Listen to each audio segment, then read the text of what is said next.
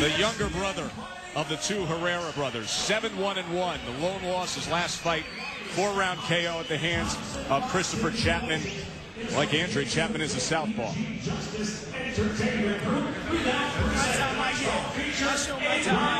And there is the always talkative Demetrius Andrade from Providence, Rhode Island. 6'1", 153.5, 11-0 with 8 knockouts. Let's look at our fighter fact sheet on Andrade. Had a lot of success as an amateur. You see the World Championships there. In the Olympics, well, the questionable scoring. How many times have we said that? It cost him a trip to the semis in 08. Teddy was broadcasting those Olympics that Andrade was in. As a pro, he's been criticized for taking the slow road. This now, his first trip to Vegas. He says, I want to make everyone know that this is where I belong on a stage like this. Last January, we saw Andrade in Texas. He's fighting Bernardo Guareca. And Andrade would score a first-round KO. Back in April, we saw him against the feisty but game-over match Jeff Spruill. Here's Demetrius on his night ahead. My game plan is go out there and do what I do. You know, let people see that, you know, I'm not... Yeah, I've been maybe fighting guys that ain't up to my competition level or, you know, whatever everybody's saying. But hopefully this guy is, and I can show you a little more than, you know, what I've been showing people. And I am going to end up with a knockout this fight. Time to see how the fighters will keep their edge. Brought to you by Just for Men Mustache and Beard. Well, let's start with Andrade. He's coming off a KO loss. That heat being Herrera. Go get him with hooks to the body. That body looks a little soft to me. Herrera, avoid the uppercut early. Andrade has a real good one. And use your legs and your jab. And let's look at who you'll see in the corner tonight for these fighters. And Teddy, I always note when you see a father in the corner, and such is the case with Andrade. And actually, in an article in USA Today this morning, previewing Friday night fights, Paul Andrade was questioned by promoter Artie Palullo if he's going to be the guy that when his son goes to the next level will be good enough, will still be around, if that communication improves between father and son. Well, Palullo was being honest, and he was asking a question that, quite honestly, a lot of people have asked, whether or not Andrade's father is the man to take him to the next level. And matter of fact, Andrade didn't think so a little while ago because he left him for a short period for one fight to go train with somebody else. Now he is back, united again with their father. That was David Keefe, who trained Demetrius for his last fight, but he and his father are now back together again. His father, Paul, says he's looking, Teddy, for continued growth both physically and mentally in terms of the maturity of his son. Well, Andrade's a southpaw. That presents a lot of problems for orthodox fighters. Coming from the opposite direction with those punches. I think the main event is going to be a terrific one. And the brother of Herrera is part of that main event. I'm not sure this fight's going to be competitive. I don't know if Herrera, who was KO'd in his last fight, Joe, can be in a good mind state to go into this kind of fight with an undefeated former Olympian. We're going to find out. I'll be surprised if Herrera can make it the kind of competitive fight that he's going to want to make it. I wonder what the talk was between the brothers this week. Teddy, we've had fight cards where we've had brothers fighting, but they've been overwhelming favorites in recent years. Been the Peterson brothers on the same card. We've often talked about, you know, watching your brother in the first fight. Do you do it? Do you not do it? I don't really like it. I mean, I think that obviously it doesn't affect this Herrera in the first fight, but the second Herrera, it can definitely affect him if the brother loses before he gets into the ring. And right now, the brother is trying to weather a storm of punches from the fast-handed Andrade. Demetrius Andrade was able to connect with that combination upstairs and then also landed 2 solid body shots to the belt line and lands a sharp left uppercut. Comes back with a straight left hand, does Demetrius. I just think Andrade, as I said right at the top, has too much ability for Herrera. And one of the things going against Herrera, besides coming into this fight, having been knocked out in his last fight, well, he's smaller. Last fight, he fought at welterweight, Joe. Andrade has never been below junior middleweight. Matter of fact, the last fight for Andrade, he weighed in at 157. Another solid left hand from the U.S. Olympian moments ago here. He's had a good final minute of round one to open up our Friday night fight season.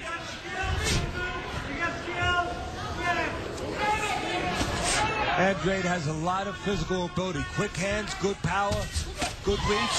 He can pop you on the outside. He can counterpunch. He can go inside a little bit. Goes to the body well. And I'm looking for that uppercut. He throws it well. I'm talking about the uppercut for Andrade. Well, there it is, but no right hook behind it. One punch instead of two. That's why Herrera is still here. Let's find out if he's still going to be here throughout this round, Joe. Andrade really wants to shine to move his mark to 12-0. Teddy, you were right at the forefront of those criticizing Andrade over the course of the past year for taking the slow road of building himself up as a prospect. Look, he has 200 amateur fights. You know how to fight by then. Otherwise, you should be doing something else. I know he's only 22, and people are going to say, well, let him get his man strength. Let him mature physically a little bit. But for the last 7 years, 6 years of his life, he's been fighting mature fighters, the best in the world. In the Olympics, in the Nationals, internationally. I know they've been 3- and 4-round fights, but I think that they can responsibly step up a little bit, because the danger, if you don't, is that he doesn't develop from within. It's kind of like cooking a steak. You know, you cook the steak, and you don't really cook it well. You cook it fast. You just put it on, you take it off. Inside is raw. And I would be worried that Andrade is raw on the inside, that mentally he won't be ready when he has to take a deep breath in a tough fight. And that day will come. See, tied up on the inside. Fair but firm, Joe Cortez, our referee here for our opener. Of course, here the Nevada Commission, such well-experienced veteran referees that you'll see in all our fights tonight. Russell Mora will do the main event, and Kenny Bayless is standing by on the swing bouts. There's a common opponent for these two fighters. They both fought Christopher Chapman. Andrade won a 6-round decision while Herrera was knocked out in the 4th round. That was in his last fight for Herrera. So he's not only going into this fight with an undefeated fighter off a knockout loss, but he's going in against a common opponent who he knows that Andrade beat, and he knows he was knocked out by. Mental edge, Andrade. Countered with the left hand. He's coming over the top of that right from Herrera. Now back to the jab for Andrade. And I think there's some boogeymen in the closet for Herrera as far as his last loss too, Joe, because that was against the southpaw. The same style as Andrade, a lefty.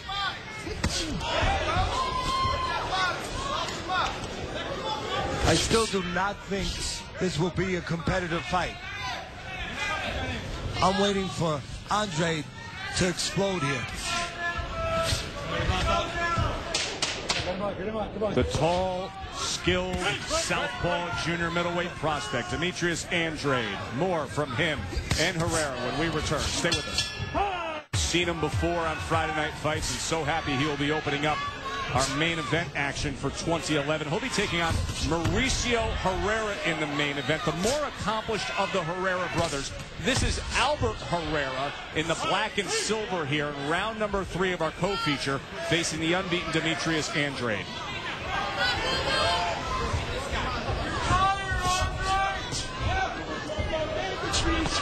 You know, earlier, Teddy, I asked you, what do you make of when two brothers fight on the same card? We saw it with the Peterson brothers to success. They never lost on our air. Herrera's are both underdogs tonight. Mauricio was watching his brother for a short bit in the early rounds here, then just stopped and started hitting the pads, concentrating on himself. Yeah, well, that was a good move, and I'll tell you why he stopped, because his brother was not winning the fight. That uppercut that shook him a little bit in the 1st round was probably all he needed to see to say, I don't want to watch any more of this. As you said, I want to concentrate on my fight. I see Andrade making a mistake, and that's something that maybe the people that want to see somebody other than a father train him are going to point at a little bit. Andrade, when he throws those uppercuts, he drops his hand. He throws them really fat, really wide. He gives an opening, a window of opportunity to punch in between. Herrera made use of that opportunity a little while ago.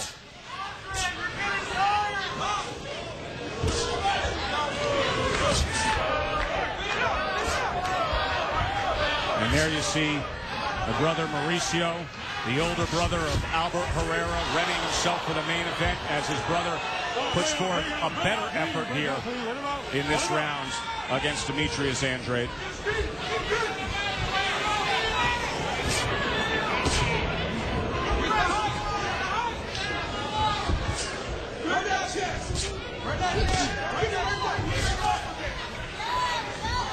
One thing you don't want to do is allow a fighter like Herrera. I guess for that case, you could say you don't want to let any fighter gain confidence, but especially a fighter who only 3 months ago was knocked out. You want to keep him in that state of mind. You don't want to allow that to leave his conscience. You want to make sure he's still thinking in a negative way. Albert was unbeaten through 8 pro fights when he was knocked out in his last fight. He said, hey, you're undefeated. You got that pressure. Joe, you see that a moment ago, that left uppercut now? I said it earlier, Andrade can be effective with the uppercut, but not that kind of uppercut. He drops his hand, in that case it was the left hand, before he delivers it. Leaves an opening to get counted. Herrera's got to try to fill it. Coming to the end of round number 3, scheduled for 8.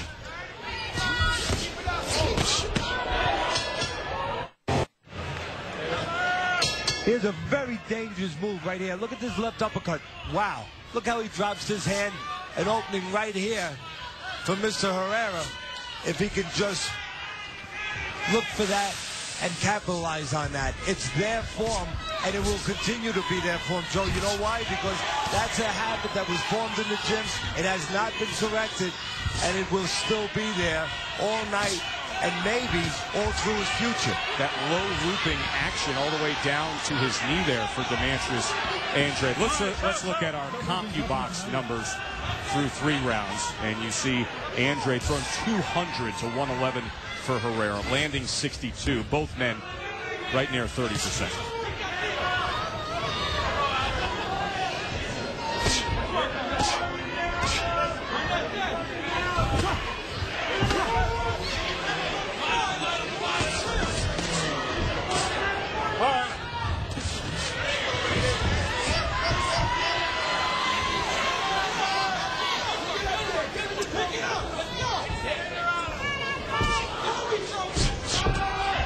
Andrade, the prospect from New England. His family comes from Cape Verde descent, so they pronounce their last name Andrade instead of the traditional Spanish Andrade. We coincidentally do have an Andrade on our card. Oscar Andrade from East LA. He'll be fighting a little later on. See, right there you saw Herrera. He was a little late, but he had the right idea. Andrade dropped his left hand for the uppercut, and you could see Herrera was looking to shoot a right hand.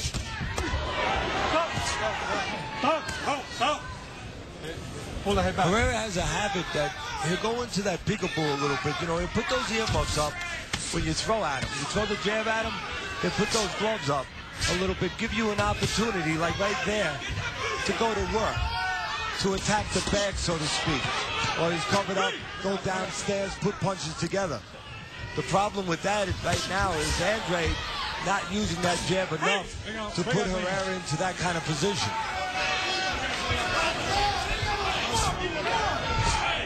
You see it right there, Joe. Herrera again. When you throw that jab at him, he's prone to go a little defensive, freeze up a little bit. If I was in the corner, I'd be telling Andrade, look for that, create that.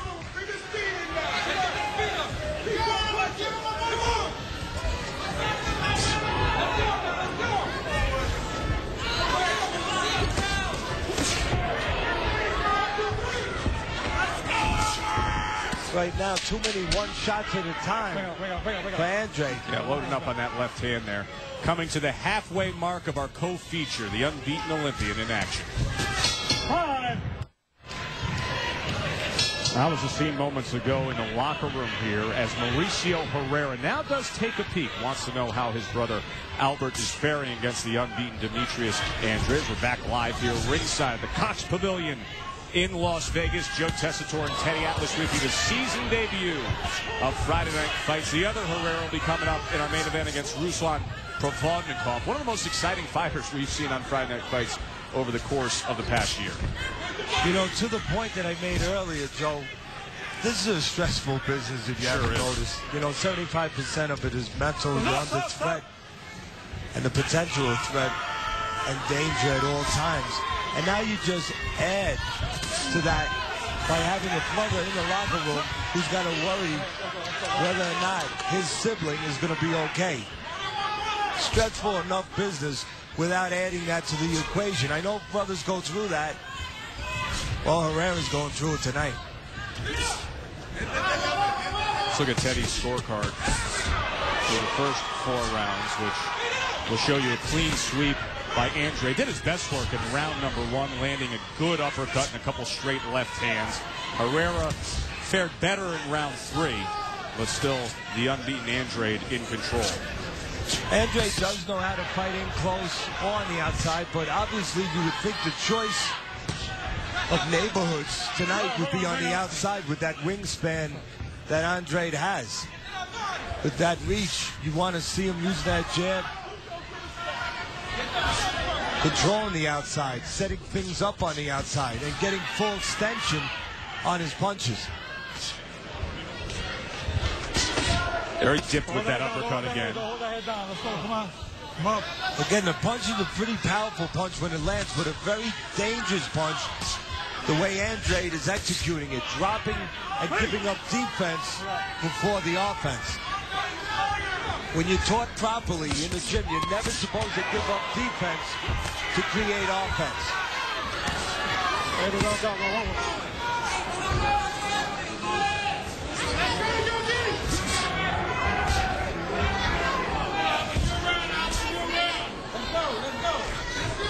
Andrade doing a little better job this round of controlling range. Using the jab a little bit more. Staying on the outside. What he's trying to do right now is get Herrera to make a mistake, to reach in a little bit where he can plug a hole. Counter somewhere. Both opened up. Andrade landed the left hand to that body.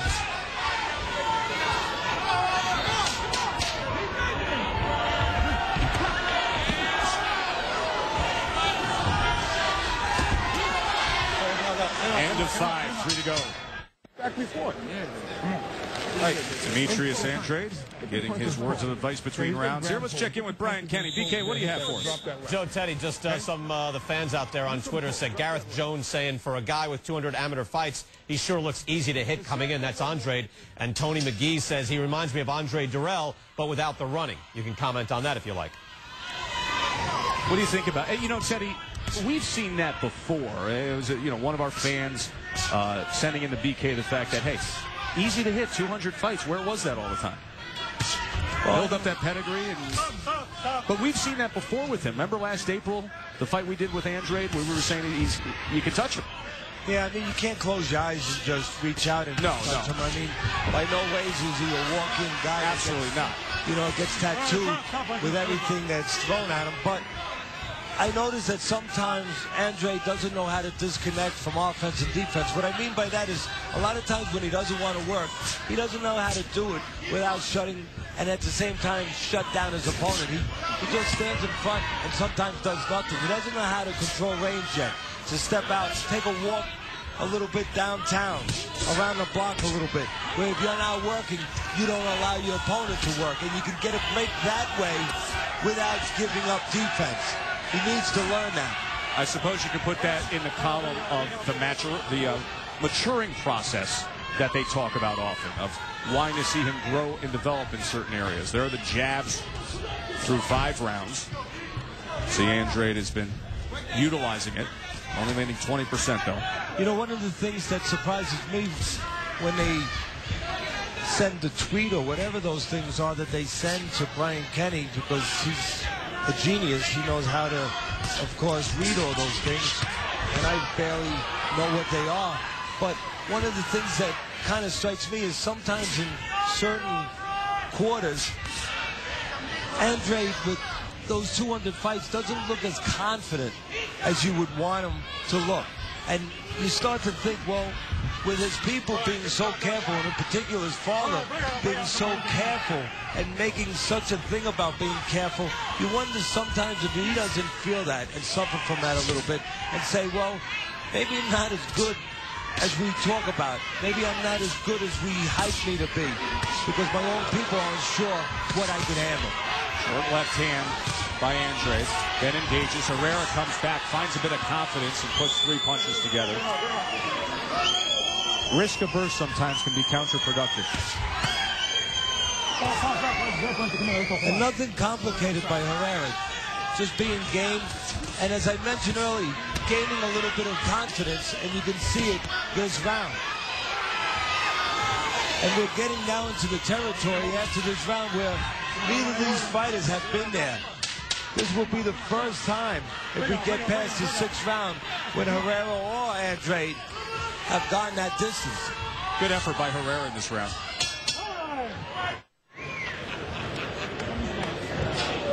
Here's some of the bad habits we're talking about right here. Look how wide. Leaves an opening right here. This punch should be not coming from left field. An opening for Herrera. If he was on top of himself a little bit, he could have countered. Got to pull the trigger quicker there. So round 7 of our co-feature. 11-0 Demetrius Andrade in the blue and red, the U.S. Olympian. You know, a young man who many, Teddy, I mean, we've heard recently, a young man who many are really just waiting on. They think he could really be something in terms of a promotional draw, a TV draw at the premium cable level. But the slow road in getting there. Well, I think you see some of the technical problems that somebody's going to have to correct. Shorten up those punches, not give up defense for offense, be able to disconnect from offense a little bit without giving an edge to your opponent. As I said in the last round, when you don't want to work, go downtown, make sure your opponent can't work. You're going to have to see that kind of development, but you're going to have to also see a mental development where he gains some confidence, gets a little bit more sure of himself. CompuBox numbers, the average punches thrown. You see Andrade's work rate far superior to Alberto Herrera's. You know, I said early on that I did not think this would be a competitive fight. Now, that doesn't mean I thought for sure it would be a knockout, but I didn't think it would be competitive. And right now, I have it 5 rounds to 1 for Andrade. At least in my mind, not competitive, but not on the scorecards, no. But the kind of fight that's going to give ammunition to the people who want to knock Andrade to say that he's not the prospect everyone's trying to make him. Coming out of those 2008 Olympics when he lost to a Korean fighter in the quarterfinals, Andrade received a lot of hype, was highly touted. Well, I'll tell you what I like. I like his skill sets. He's got good speed. He does have some good power. You know, obviously, I like the way his body is, that he's so tall at that weight. He can have options at different weight classes, pick spots to maneuver, to manage him into a spot that makes sense for an opponent. But he needs to improve a little bit technically. And again, you want to see a guy with 200 fights, a little bit more in control of himself, a little bit more sure of himself. At some spots, you just don't see that. Well, right now, that 6'1" frame doesn't matter as they are shoulder to shoulder, trading in the middle of the ring here. Now, this is where Herrera would love to have been when he knew that he signed this fight. If you allow me on the inside with my shorter arms, I'm going to have a chance. And right now, Andrade giving him that chance, not using those long arms on the outside. Coming to the end of round number 7. Andrade and Herrera. Spirited effort by Herrera. Be 1 round to go. And remember, we told you the criticism this morning in USA Today that Andrade's father, Paul, took. He's the trainer. Let's listen in to hear what he has to say now. And quit leaning and bending at the waist, okay? You're bending at the waist. You drop down. You're going to drop, you drop. You bend at the knees. Quit bending at the waist and bending over. If you're dropping down, then drop and get that body work in. All right, this round is outside. Last round coming up, buddy, all right? Clean round. All right, this round is outside. I want speed and I want my footwork. Let's do it. You hear me? All right, now then I want my speed and footwork. I want you dancing around that ring, okay? I want you to hit him 100 times. You hear me? down to him when you're twice as fast? Huh? How you feeling? Show that speed. Huh? We show? Huh? Yeah. Last round, all right? Take a little bit of Vaseline. Take a little bit of Vaseline. All right, good. Let's go, Chief. Last round, all right? I want my speed, okay? Let's do this. Eighth and final rounds between Demetrius Andrade and the late blooming Albert Herrera. Didn't turn pro until he was 27. This by far one of the toughest challenges he has faced.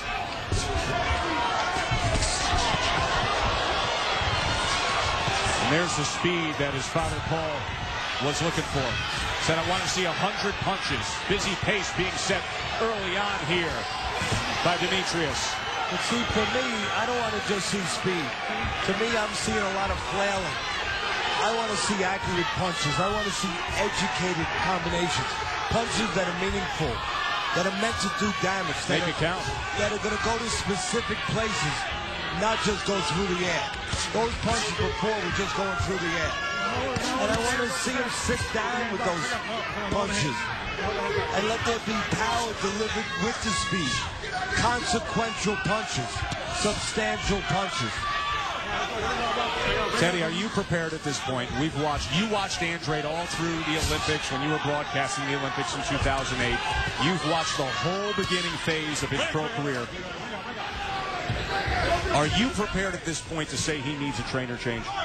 To say flat out it has to happen? I think so. I think that a lot of people have been saying it. His own promoter, Artie Palula, you said early on, said it in USA Today newspaper, said that I have my doubts that the father of Andrade has never been with a pro before, never taken anybody to a world-class level. I don't know if he can do it. And right now when you watch the development, and some places the lack of development of Andrade, I think it's fair to ask that question, the question that many people have been asking. Now, Paul's a real likable guy, a very hard-working guy back in the Rhode Island area, works construction, has knowledge of the game, but obviously has had some criticism in the development of his son, Demetrius. Again, it's not just the technical development, although we've touched on that tonight, but it's the emotional, mental development. I just don't see a guy who represented the United States in the 2008 Olympics, was the best amateur in his weight class in the United States, one of the better ones internationally, 200 fights. I don't see the confidence of that kind of fighter. Won the World Amateur Championships in 2007, was the first American to do that since '99. Decorated amateur, soon to be a 12-0 pro if he can get through these last 15 seconds here. And you always want a fighter to find his identity. That's part of the chore of the trainer, too, to bring him on that journey, find his identity, know who you are consistently. And you can see Andrade goes to different things throughout the fight. Not one consistent approach. Demetrius Andrade, the full 8 rounds against Albert Herrera. We'll come back and hear from the judges on Friday Night Fights.